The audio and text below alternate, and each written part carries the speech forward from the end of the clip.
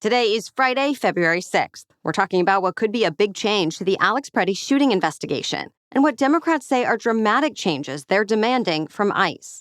Also, a new timeline in the disappearance of Savannah Guthrie's mother and details from the ransom notes left behind. Plus, President Trump's discount drug website just launched. Part of the country could be in for the coldest temperatures of the season.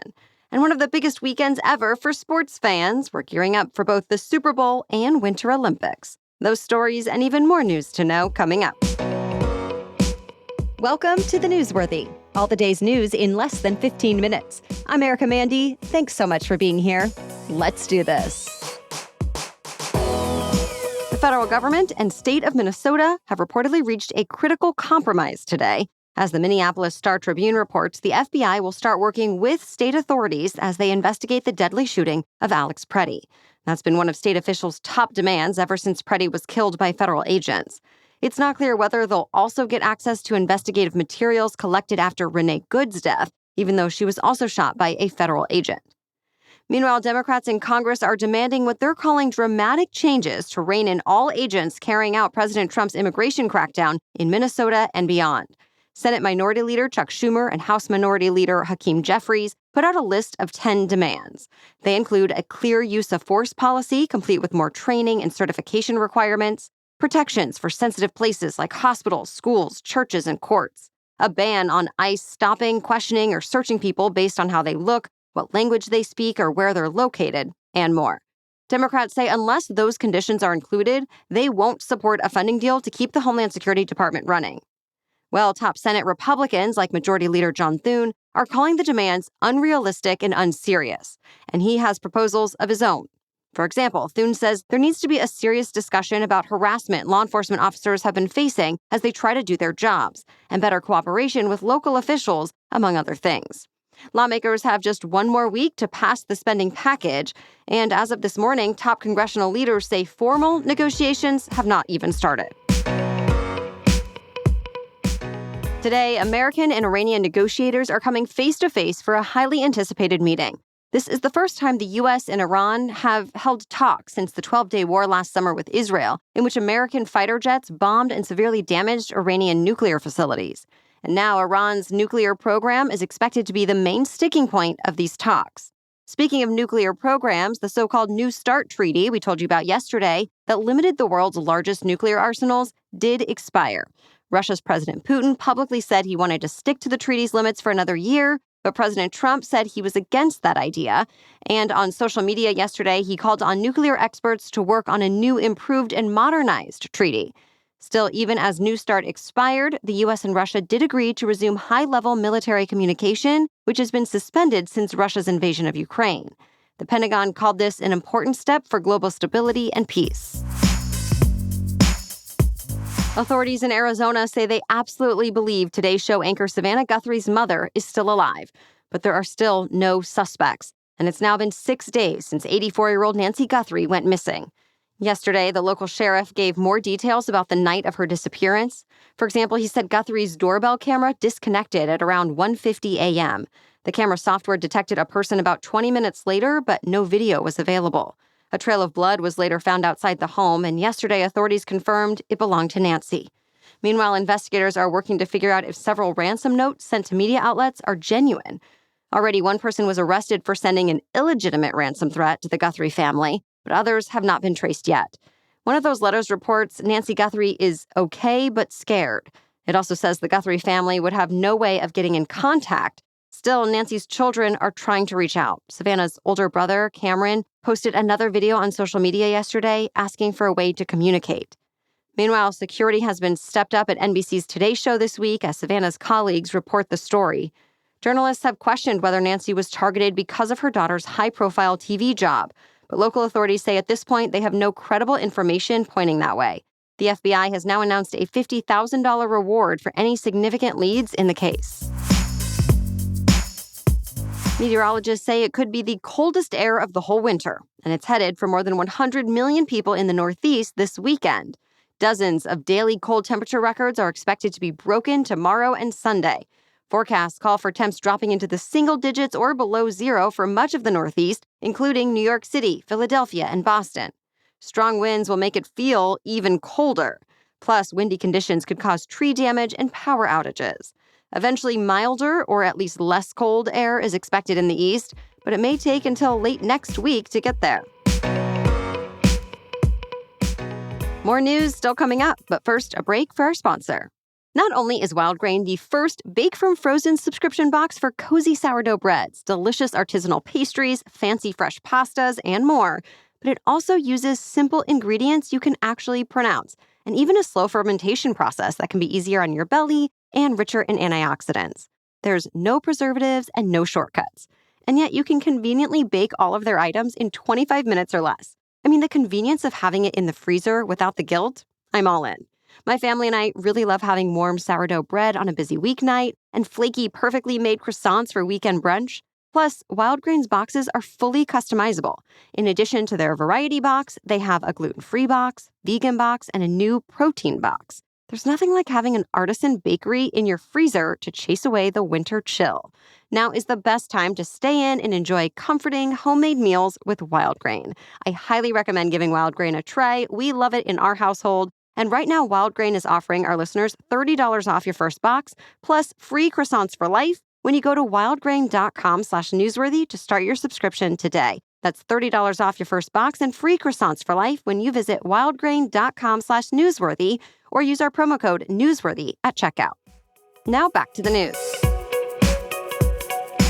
Trump RX is now up and running. That's the website President Trump spearheaded to help Americans buy prescription drugs directly at a discounted rate. It isn't really a platform for buying medications, though. Instead, it points Americans to drug makers' direct-to-consumer websites where they can make purchases. It also provides coupons to use at pharmacies through GoodRx. As of this morning, the site has more than 40 medications listed, including treatments for obesity, infertility, migraines, and more. President Trump says more drugs will be added soon. Now, to be clear, most Americans are insured, and they're likely to get a better deal on drugs through their coverage. Also, Trump RX only offers discounts on brand name drugs, which are generally far pricier than generic versions that are also more commonly prescribed. Still, the site is now live for anyone who wants to comparison shop.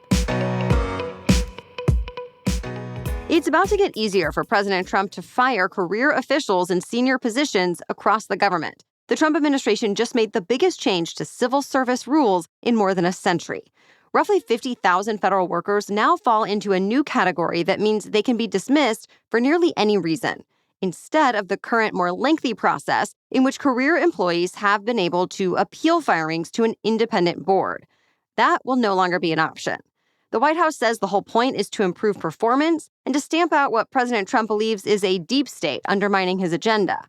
But critics say it will leave workers vulnerable to being fired for political reasons unrelated to their job performance, and that it could discourage whistleblowers. Plus, they worry it will increase turnover and raise costs. Now, as we've told you, the Trump administration has already fired or forced out hundreds of thousands of federal employees over the past year. And already this year, layoffs have surged in the private sector, too. New data from outplacement firm Challenger Gray & Christmas shows layoff announcements hit the highest January level since 2009. Some analysts say this is a sign employers are not optimistic about the year ahead. But others are hopeful things could turn around soon. The price of Bitcoin dipped another 10% yesterday, and with that, the world's largest cryptocurrency sunk to its lowest level since before President Trump was elected in 2024. Remember, Trump's victory helped propel Bitcoin to record highs as he and his policies were considered crypto-friendly. But now all those gains have been erased. In fact, Bitcoin has dropped by about 50% in just 4 months. Many experts point to geopolitical and economic uncertainty, leading investors toward more secure assets. Of course, volatility is nothing new for Bitcoin, and it's possible this low point doesn't last long. It's being called a full circle moment in the literary world. Spotify announced it will start selling paperback and hardcover books through its app. It comes at a time when physical book sales are sluggish because more people are turning to ebooks and other sources on the internet, like audiobooks, which have been expanding on Spotify in the last couple of years. Now, Spotify says it wants to expand the audience for all books, so it's selling the physical ones as part of a partnership with bookshop.org. Spotify will also launch Page Match that will let people scan a page from a physical book or ebook and then jump to the matching point in the audiobook on Spotify. The feature will start rolling out later this month. The biggest single event in American sports is happening this weekend. We're talking about Super Bowl Sunday. This year, it's a rematch from 2015, the New England Patriots versus the Seattle Seahawks. But the teams are much different than they were then. Both the Patriots and Seahawks have new starting quarterbacks and head coaches. At this point, the Seahawks are considered favorites to win. And of course, the Super Bowl halftime show is one of the most coveted gigs in the music industry. And this year, Bad Bunny will be the first Latin artist to headline the halftime show on his own. Fans expect his performance will celebrate Puerto Rican tradition, rhythms, and pride, much like his concerts. But it's already sparked controversy, since many people are upset over the fact that Bad Bunny sings mostly in Spanish, openly supports immigrants, and opposes President Trump. Also performing, Charlie Puth, who will be singing the Star-Spangled Banner before the game. Brandi Carlile will perform America the Beautiful, and Coco Jones will perform Lift Every Voice and Sing. You can watch all of it on NBC and Peacock. Kickoff is at 6:40 Eastern. The 2026 Olympic Games formally kick off today. The opening ceremony is happening this afternoon at roughly 2 p.m. Eastern, when it will be 8 p.m. in Italy. As always, it's expected to be a massive display of pageantry, celebrating the Games and all the athletes from around the world. This is actually the first time in Olympics history the opening event will be spread across multiple locations, since there will be shows in both Milan and Cortina. There will be tons of performances from musical icons like Mariah Carey and Andrea Bocelli, and Olympic officials say to expect some surprises. Of course, there will also be the usual parade of athletes and lighting of the Olympic cauldron. Then after the ceremony, it's time for the athletes to focus on competition. In total, there will be 116 medal events across 16 sports. Team USA will be fielding its largest Winter Olympics team ever, with 232 athletes, including big stars like Lindsey Vonn, Michaela Schifrin, and Chloe Kim. NHL players are also back on Olympic ice for the first time since 2014. Like the Super Bowl, the events will be on either NBC or Peacock. By the way, we spoke to an Olympic medalist who competed for Team USA back in 2018. She shares her unique journey to the Olympics and some behind the scenes of the Winter Games, including what it's really like to ride in a bobsled. And that's on this weekend's special edition Saturday episode, available tomorrow morning. That's it for the main news today, so now it's time for Feel Good Friday, when we bring you one extra feel-good or positive news story before the weekend. But first, I want to take a moment to tell you about Quince. Quince focuses on elevated essentials that are designed to layer, mix, and last. Whether it's organic cotton sweaters, premium stretch denim, or those cotton cashmere blends that feel just right as the seasons change, everything is thoughtfully made to be worn again and again. I have a few Quince pieces that I reach for constantly, from a soft cashmere sweater that's become my new go-to, to a washable silk tank that somehow works year-round, dressed up or down. Even my Quince carry-on suitcase has become a staple for travel. I love the compression features it has, how it easily rolls, and I like the color and look of it. And of course, I wear my Quince bracelet daily too. What I appreciate most is knowing that I'm not paying for brand hype. Quince works directly with ethical, safe factories and cuts out the middlemen.